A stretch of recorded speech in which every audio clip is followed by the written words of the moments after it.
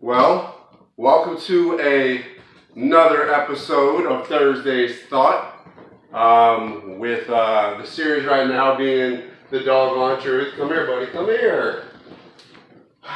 Starring Buck, my amazing little buddy. I know what you want, and that's why I brought this. Hold on, buddy, hold on. I'm trying to get you calm. Here you go, here you go. Go chew it, go. Go, Buck, go.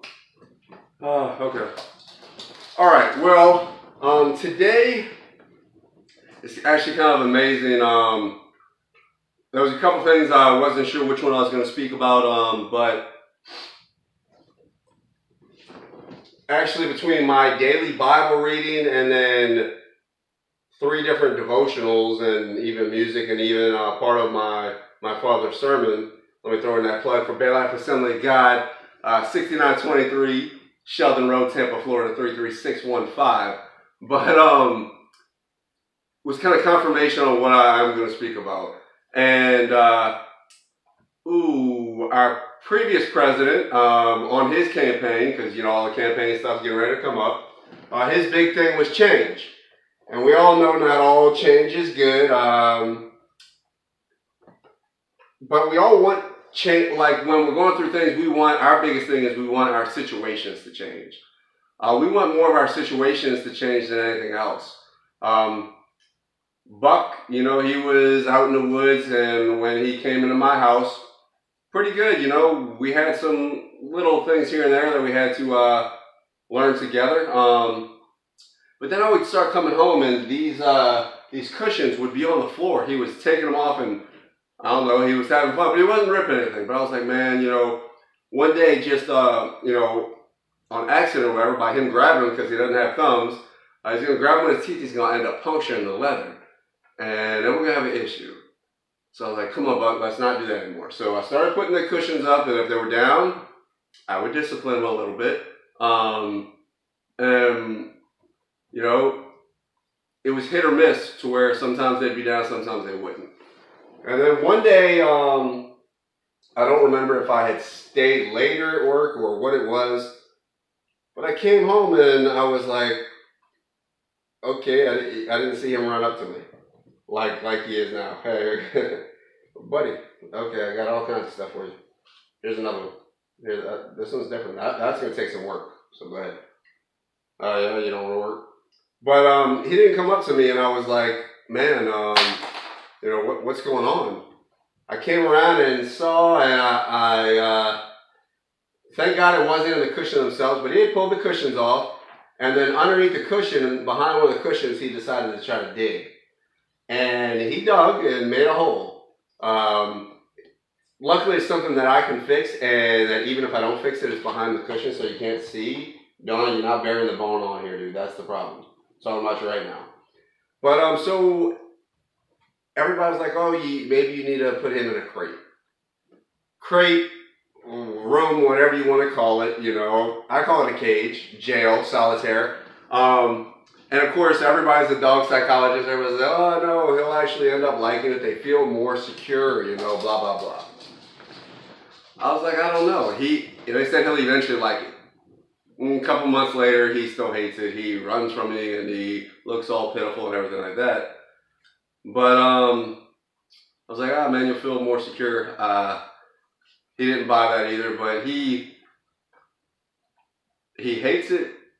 But the thing is, he wants that situation to change. He wants me to just leave him free and he'd be out doing everything he wants to do.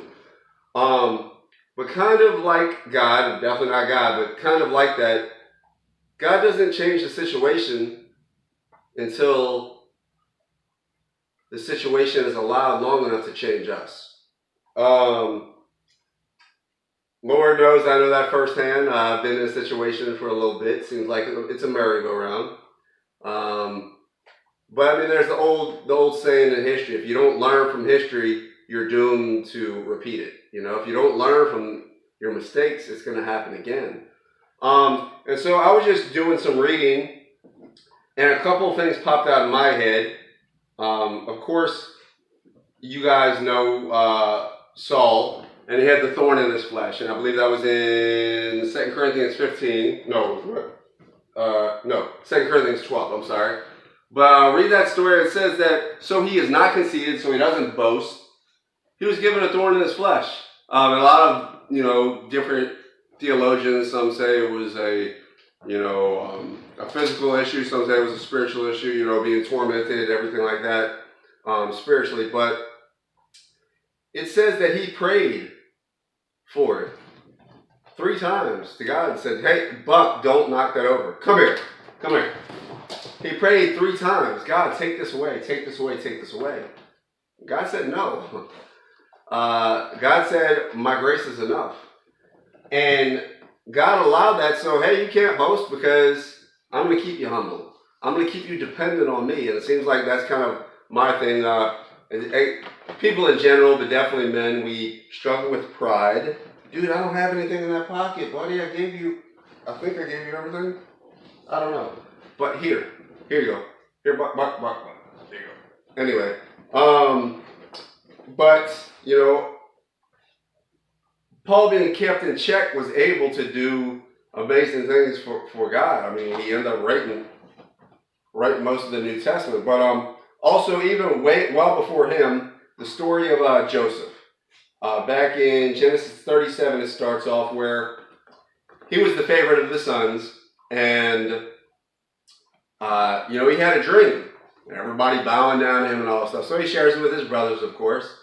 They didn't like that. His pride kind of got in the way. I know you guys are all going to bow down to me. Well, his brothers had a little bit different plan. They saw him out. He had the special coat of many colors that his father gave to him. And he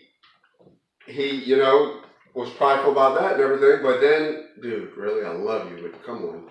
Go ahead, go, Luck. I know you started the show. But his brothers actually were going to kill him. One of his other brothers was like, let's not do that. He had a plan to release him later and all that fun stuff. But they ended up selling him into slavery. But God's hand and God's favor was upon him. And then he goes over into Egypt, and everything he did was successful. He did well at everything he did. And he ended up being, in charge of all kinds of Pharaoh's things. And then one day, how his master's wife tried to sleep with him and stuff, and he left and, left his jacket and just ran off his cloak. And she said, oh, he tried to sleep with me, blah, blah, blah. He ended up going to prison. So he's like, okay, geez, this is a bad situation. First they get sold into slavery. I'm supposed to have everybody bow down to me, all this kind of stuff. So he goes into prison. Still, God's favor is with him. He's doing well at everything he does. And then he interprets 2 dreams. One of the cupbearer, I believe it was. And he saw a cupbearer, he'd be, set free. He said, look, remember me.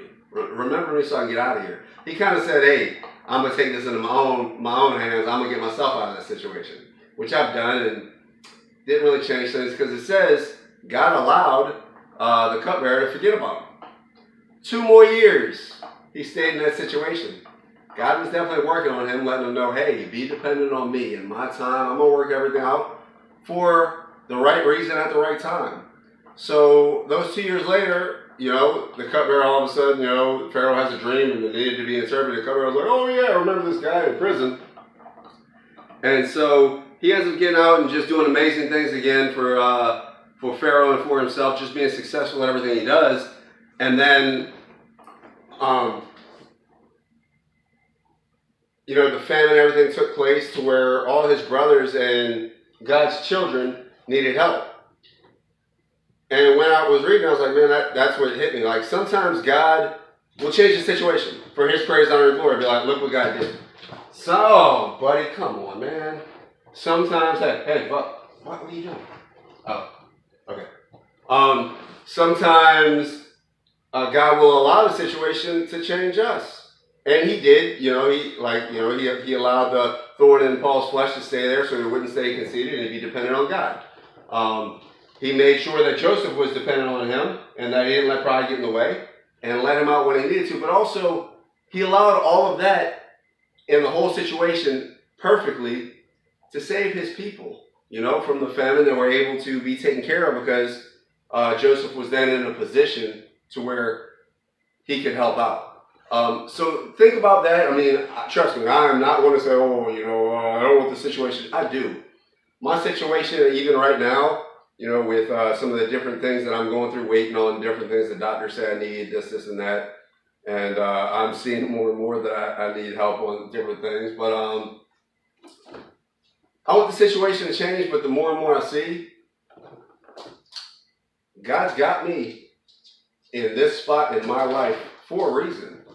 And he shows me a little more every day how he's using the situation, yes, for me to trust more on him and be dependent on him and not be prideful. But also, it's allowing me to be a good influence, actually ridiculous, to be a good influence and speak in other people's lives and draw people to him, to God and his son Jesus' salvation. But this is probably longer than 10 minutes. I said I'd keep it less than that. And I pray you guys have had a great week. But think about that. Situations. We all want change. I mean, our wonderful, I'm not talking about that BO change, not that, I'm not talking about like after you get to the gym, the body odor. I'm talking about Barack Obama. He got in office with that change mentality. And some of his change was good, but kind of like BO body odor, some of his change stunk. But anyway, pray you guys are doing well, and hopefully this ministers to somebody and lets you know that the situation you're in, don't try to handle yourself because you make things worse. I do anyway. But trust in God and know that he knows what you're going through, and it's for a reason. Whether it's for his glory to hurry up and just change the situation, awesome. We all pray that. But it might be to change you. It might also be for others. It's not all about us all the time. Anyway, love you guys. I'll try to edit it down below 10 minutes if I can. If not, hate me if you want to. Love me if you can.